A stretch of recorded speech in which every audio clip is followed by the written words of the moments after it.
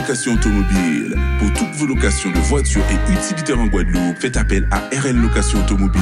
Avec RL Location Automobile, réservez en toute tranquillité, 7 jours sur 7, 24 heures sur 24. RL Location vous propose une large gamme de voitures et d'utilitaires au meilleur prix sur le site internet www.rl-location.com.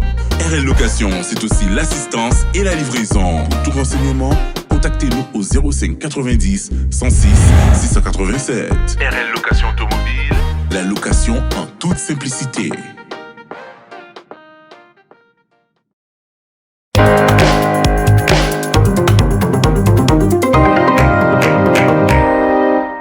Juin 2022 et suite à l'altercation entre salariés grévistes et non grévistes, la direction de la société West Indies Environnement s'exprime. On fait le point avec Patrick Loger, secrétaire général du groupe. Ce qui nous est remonté, c'est qu'il y a eu un mouvement d'humeur mercredi soir au moment de la sortie des camions disposés à effectuer la collecte des ordures ménagères sur un certain nombre de communes. Et à la suite de ce mouvement d'humeur, un employé aura été blessé, accidenté. C'est l'information que nous avons eue et aujourd'hui nous avons deux versions qui s'affrontent. Une version qui nous dit que le collaborateur serait tombé devant le camion et une autre version qui dit que le camion l'aurait percuté. Au moment où je vous parle, il y a une enquête qui était diligentée et nous attendons le résultat. Néanmoins, ce qui est important pour nous, c'est que notre collaborateur soit en très bonne santé et puisse rapidement reprendre son poste de travail auprès de ses autres collègues. Alors, vous avez dit qu'il y a eu un mouvement d'humeur, mais ce n'était pas une grève? Vous n'avez pas reçu de préavis de grève? Nous n'avons pas eu d'informations à ce niveau et c'est pour cela que nous disons simplement, au départ, pour nous, c'est un mouvement d'humeur. À partir de là, certaines doléances nous sont remontées et nous avons invité et nous invitons l'ensemble du personnel à discuter avec nous pour sortir de cette impasse. Il a été remis en question un protocole signé par l'ensemble des représentations du personnel qui est aujourd'hui contesté par une partie des collaborateurs. Nous écoutons, nous entendons et nous sommes sur le pont pour comprendre ce qui se passe et pour, bien entendu, continuer à travailler sereinement puisqu'il n'est pas question pour nous que la situation se détériore au sein de l'ensemble du personnel affecté à notre société. Le CHU de Pointe-à-Pitre, lui, tente d'améliorer la prise en charge des patients en soins intensifs. L'occasion pour les personnels de santé d'effectuer leur mise à jour sur de nouveaux équipements très techniques comme l'ECMO, un dispositif de circulation sanguine extracorporelle dont vous avez entendu parler pendant la gestion de crise Covid. Le reportage. On a reconstitué ici une chambre de réanimation avec tout le matériel de prise en charge d'un patient lourd de réanimation, que ce soit les thérapeutiques administrées par pouce-seringue, le scope, le monitorage scopique, un respirateur et surtout, ce qui est particulier dans ce cas, c'est un dispositif d'ECMO, donc de circulation extracorporelle, qui permet d'aspirer le sang à travers une grosse canule, de l'oxygéner de manière efficace et de le réinjecter grâce à une pompe à travers une deuxième grosse canule.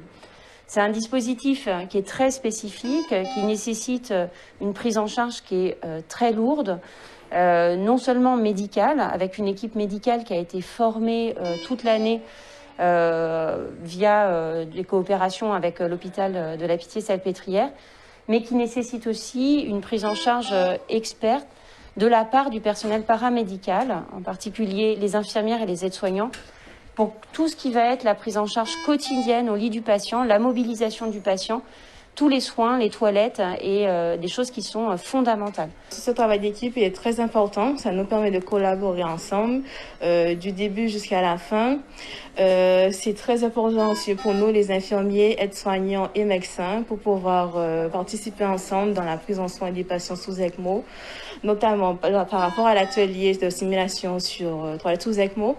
Ça permet de nous mettre en situation au moment où on aura les patients à prendre en soin pour ne pas avoir d'appréhension compréhension, pour être plus à l'aise durant le soin, pour manipuler les patients au mieux. On est en immersion totale, c'est important parce que finalement l'apprentissage, on sait que les informations elles se fixent mieux quand on est en situation réelle par rapport à quelque chose qu'on va lire sur un livre par exemple. Et puis l'autre gros point positif, c'est qu'on a pu faire la formation au sein même de la réanimation grâce à la collaboration avec le centre de simulation des îles de Guadeloupe qui nous prête le matériel pour le mettre dans une chambre de réanimation. On délocalise la formation. C'est fondamental que chaque membre de l'équipe, la réanimation c'est un travail en équipe, médicale et paramédicale, et c'est important que tout le monde soit formé. Oui. Ça change le fonctionnement du service de réanimation parce que c'est rajouter une technicité qui est très lourde, c'est beaucoup d'organisation et beaucoup d'investissement. Ça concernera une dizaine de patients par an, qui sont les patients les plus graves. C'est des patients jusqu'à présent, pour bénéficier de cette technologie, qui devaient être envoyés en Martinique. Donc le fait de disposer de cette technologie en Guadeloupe, c'est un très gros plus pour le CHU et la population guadeloupéenne. Un reportage signé Maxime Morel. Et on enchaîne avec le 6e congrès des apprentis chercheurs de Guadeloupe. Des projets comme une enquête ethnopharmacologique sur le rôle des plantes guadeloupéennes contre le Covid-19, la réalisation de tests PCR pour 3 maladies de l'igname ou encore une étude sur le développement des produits à base de lait de chèvre ont été présentés. Des travaux qui visent à améliorer la perception de notre environnement et porter des solutions à des problématiques prégnantes. Le reste en images. Une aventure assez extraordinaire pour ces élèves qui se sont investis, puisque à travers cette collaboration entre les organismes de recherche et l'éducation nationale, entre des chercheurs et des enseignants de l'éducation nationale, nous avons pu accompagner les élèves vraiment pour leur faire acquérir la méthodologie scientifique. C'est vraiment inattendu. À la base, j'étais pas censé le faire, mais j'ai un ami qui me l'a proposé vu que il devait faire, mais il a eu des empêchements. Et il se trouve que lorsqu'il m'a expliqué le principe, j'ai aimé et je me suis dit, pourquoi pas. C'est une façon pour nous de faire le lien entre la science et la société. Et c'est quelque chose qui est particulièrement important. Et les jeunes qui viennent chez nous, en fait, le plus important n'est pas forcément le sujet sur lequel ils vont travailler. Le plus important, c'est de les initier à la démarche de recherche. Et cette démarche de recherche, on va l'utiliser tout au long de sa vie pour se positionner par rapport à un problème de société, pour pouvoir faire un choix, etc. Je suis allé à l'INRAE, à Prise d'eau, et j'ai travaillé dans la section du réchauffement climatique. On a étudié pas mal de documents pour se rendre compte des causes et les effets du réchauffement climatique. Est-ce que c'est quelque chose de bien? Est-ce que c'est quelque chose de mauvais? Trouver la définition exacte de qu'est-ce qu'est le réchauffement climatique. Et là, c'est ce qu'on va présenter.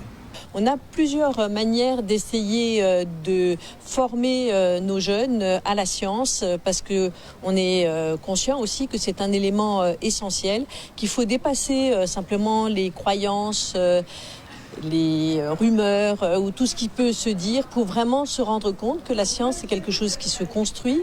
Il y a une méthodologie particulière, il y a des échanges entre pairs aussi qui sont des éléments extrêmement importants. J'inviterai les gens à le faire parce que ça permet de découvrir des choses, d'en apprendre énormément et surtout ça permet de faire pas mal de rencontres parce que par exemple moi je suis du lycée des droits de l'homme et on m'a mis avec des personnes, des collégiens du collège du Lamentin et d'autres personnes du lycée que je ne connaissais pas. Du coup, ça m'a permis de faire des rencontres. Déjà, le seul fait de se lancer dans l'aventure, c'est un grand mérite parce qu'à côté de ça, ils continuent leur cursus comme tout le monde. Donc, c'est du travail en plus. Ce sont des contributions d'excellente qualité. Un reportage signé Stanley Manicor. Et on part maintenant pour le job dating spécial personnes porteuses de handicap sur la zone Basse-Terre. L'occasion pour les entreprises de recruter des profils divers, sans compter qu'ils le doivent normalement. Le reportage.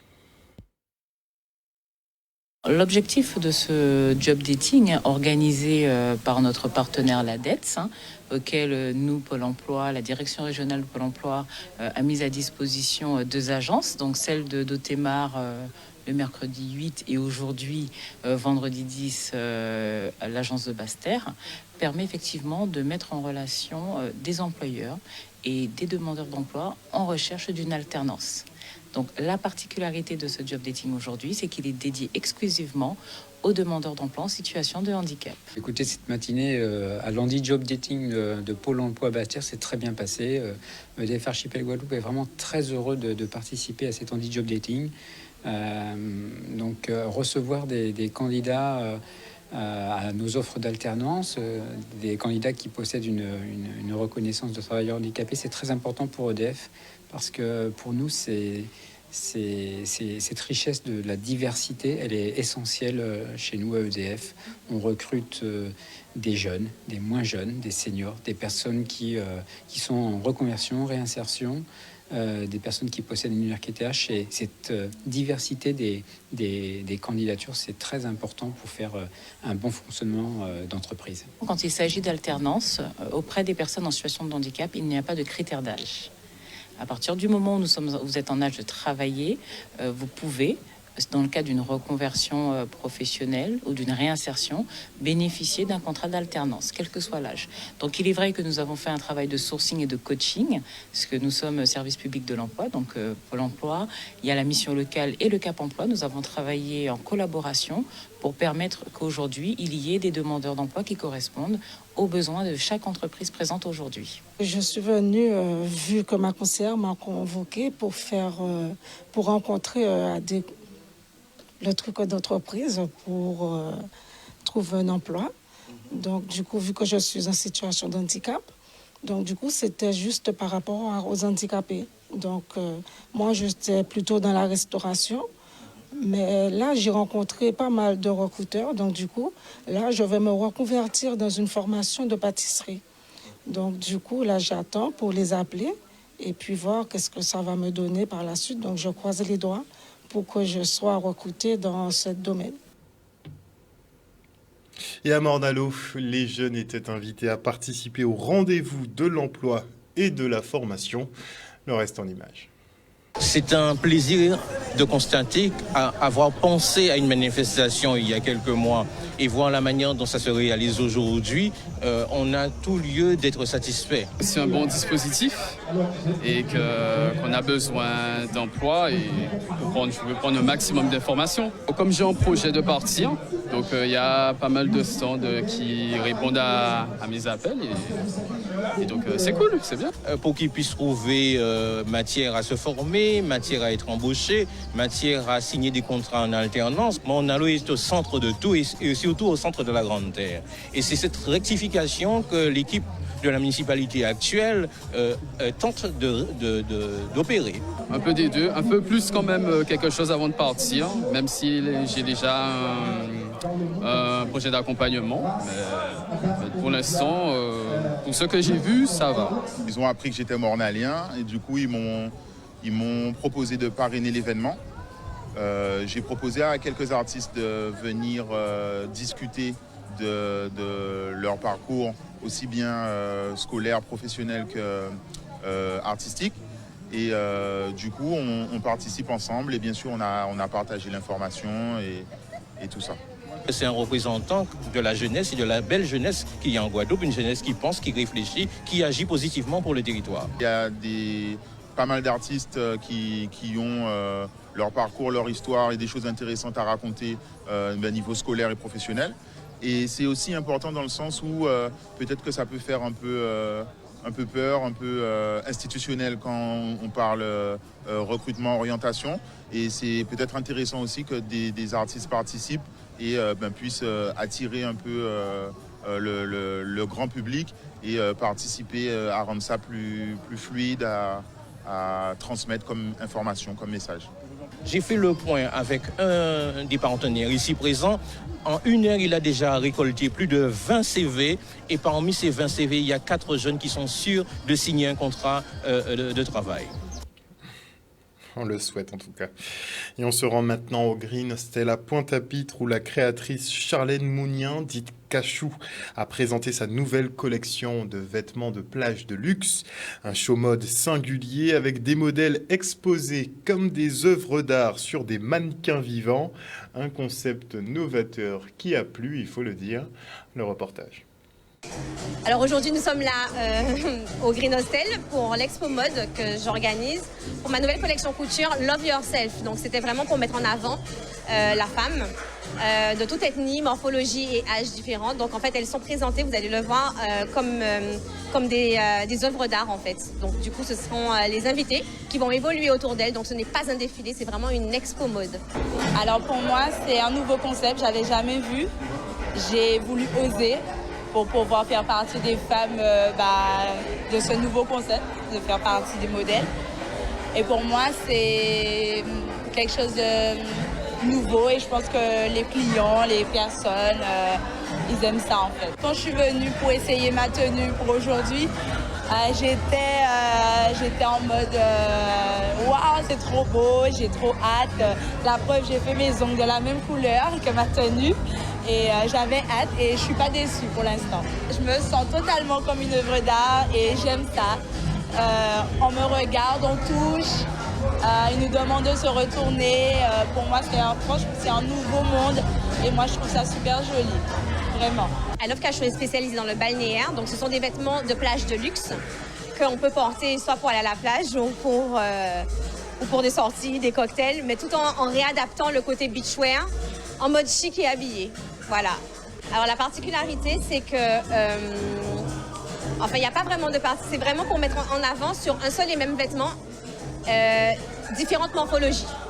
C'est-à-dire que ça peut être le même vêtement, généralement il y a des tailles, sauf que là il n'y a pas de taille, elle s'adapte à n'importe quelle morphologie. Quand je sors des collections, il y a toujours une partie qui est faite en Guadeloupe et une autre partie qui est faite dans une autre partie du monde.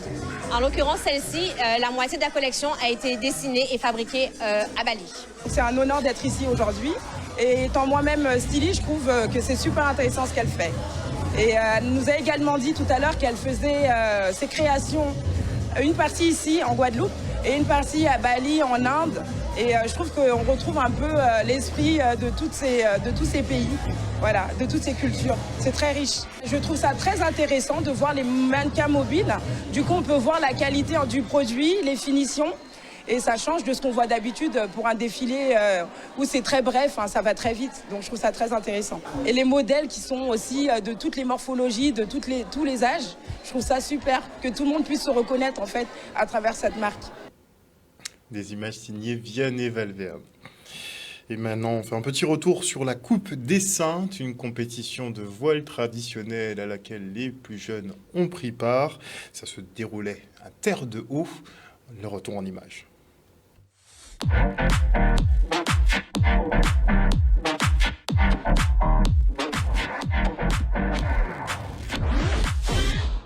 C'est un événement qui avait l'habitude de se faire il y a quelques années de ça, pas forcément sur la Coupe des Saintes, mais avec les voiles traditionnels, les optimistes, les lasers et autres. C'est vrai que depuis quelques années, on a un peu négligé le sport nautique. Et puis la nouvelle équipe a décidé de relancer le sport nautique. Et pour nous, relancer ça, c'était de faire un événement pour donner aux jeunes, aux anciens, pour échanger avec eux et essayer de créer des structures pour permettre encore de relancer la voile, sachant qu'il y a quelques jeunes qui, depuis quelques mois, ont commencé à travailler la voile traditionnelle avec Steven Foy, Daryl Garçon, Fanny Caruso, Paola Cassin, un certain nombre de filles et garçons qui aujourd'hui s'inscrivent de leur championnat de voile traditionnel et autres.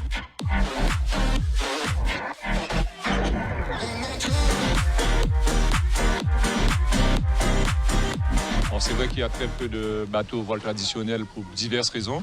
On a malgré tout maintenu le programme, donc on fera bientôt aussi inscrire cette course-là dans le championnat de la Guadeloupe de voile traditionnel. Et d'une manière générale, on va reproduire cet événement-là chaque année. Alors en cette période ou peut-être au 15 août, on verra mieux, mais pour reconduire cet événement-là, notamment en termes de voile.